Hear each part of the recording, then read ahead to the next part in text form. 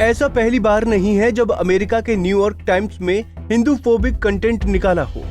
वो पहले भी कई बार ऐसा करके देश के विपक्षी दलों की पसंद रहा है, मगर इस बार इस अखबार ने आगे बढ़ते हुए भारत में ही ऐसे पत्रकारों की तलाश शुरू कर ली है जो देश में ही उसके दुष्प्रचार का एजेंडा चलाने में पूरी मदद दें।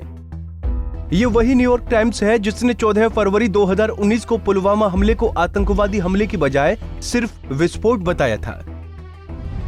पीएम नरेंद्र मोदी से भारत की धर्मनिरपेक्ष छवि के लिए खतरा बताया था।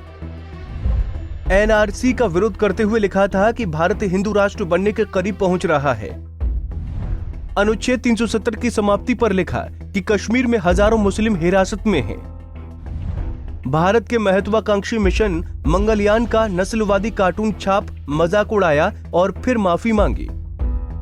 अमेरिका के इस अखबार ने अब 1 जुलाई 2021 को भारत में पत्रकारों की भर्ती के लिए लिंक्डइन पर एक विज्ञापन निकाला है। इस आवेदन में न्यूयॉर्क टाइम्स की जो भारत विरोधी सोच है उस पर ध्यान दीजिए। आवेदन में लिखा है कि अभ्यर्थी ऐसा हो जो भारत सरकार के विरुद्ध लिख सके और सत्ता बदली की उनकी कोशिश में अपना योगदान दे सके। वैसे तो भारत जनसंख्या के मामले में चीन को टक्कर दे रहा है, लेकिन फिर भी विश्व मंच पर अपनी आवाज बनने की महत्वाकांक्षा रखे हुए है। भारत में विभिन्न संस्कृतियां एक साथ रहती हैं, अलग अलग विश्वास के लोग साथ में रहते हैं। प्रधानमंत्री मोदी का नजरिया बिल्कुल अलग। प्रधानमंत्री मोदी कट्टर राष्ट्रवाद के पक्षधर हैं। हिंदू बहुसंख्यकों पर आधारित सोच वाली सरकार। भारत में विचारों और मीडिया पर निगरानी। भारत में मीडिया पर सख्ती बढ़ती जा रही है। अभिव्यक्ति की स्वतंत्रता पर सवालिया निशान। भारत में निजता की सुरक्षा पर सवालिया निशान। भारत का भविष्य आज चौराहे पर खड़ा है। दिल्ली में साउथ एशिया बिजनेस संवाददाता के लिए जो बातें कही गई हैं, उसे देखकर लगता है कि हिंदू विरोधी और मोदी विरोधी हुए बिना वहां नौकरी मिल पाना मुश्किल है। न्यूयॉर्क टाइम्स की ऐसी करतूत की वजह है। न्यूयॉर्क टाइम्स की इस करतूत के पीछे वजह है भारत चीन विवाद। दरअसल गलवान विवाद के बाद भारत चीन के व्यापार में कमी आई है। भारत ने चीन के कई ऐप्स पर प्रतिबंध लगा दिया है, जिससे उन ऐप्स कंपनियों को अरबों का नुकसान हुआ। 2020 में भारत चीन द्विपक्षीय व्यापार में 5.64% की कमी आई। चीन की कई कंपनियों को भारत में टेंडर छिन गया। चीन का व्यापार 2019 में $92.89 बिलियन से 2020 में $87 बिलियन तक पहुंच गया।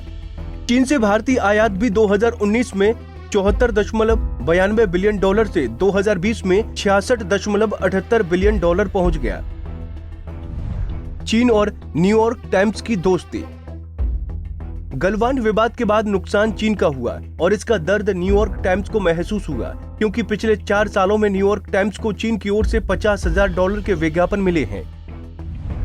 एक चाइना अखबार द्वारा न्याय विभाग में दायर दस्तावेजों के अनुसार कम्युनिस्ट पार्टी के मुखपत्र ने अमेरिकी अखबारों को कथित तौर पर $19 मिलियन यानी लगभग 142 करोड़ का भुगतान सिर्फ एड आदि के लिए किया है, जिसमें वॉल स्ट्रीट जर्नल यानी WSJ को $6 मिलियन यानी 44 करोड़, वॉशिंगटन पोस्ट को $4.6 मिलियन यानी 34 करोड़ रुपए, फॉरेन पॉलिसी को 2,40,000 यानी $1 करोड़ 59 लाख, न्यूयॉर्क टाइम्स को 50,000 यानी 37 लाख से अधिक का भुगतान। वहीं डेस मोइनेस रजिस्टर को 34,600 यानी 25 लाख रुपए और CQ रोल कॉल को 76,000 यानी 56 लाख दिया गया। इसके अलावा ट्विटर पर विज्ञापन के लिए $2,65,822 यानी $1 करोड़ 98 लाख खर्च किए थे। 2018 में ट्रंप सरकार के खिलाफ समाचार चलाया। बता दें कि इसी क्रम में साल 2018 में न्यूयॉर्क टाइम्स और वॉशिंगटन पोस्ट दोनों ने एक प्रायोजित समाचार चलाया, जिसका शीर्षक belt and road aligned with African Nations था। इसी समाचार के साथ एक अन्य रिपोर्ट भी छपी थी, जिसमें ट्रंप प्रशासन की आलोचना की गई थी। चीन ने ऐसे समाचारों के लिए विदेशी मीडिया को अपने हित के लिए एक टूल किट की तरह उपयोग किया और दिखाया कि चीन पर US टैरिफ बढ़ने से कैसे US में घर बनाना महंगा हो जाएगा।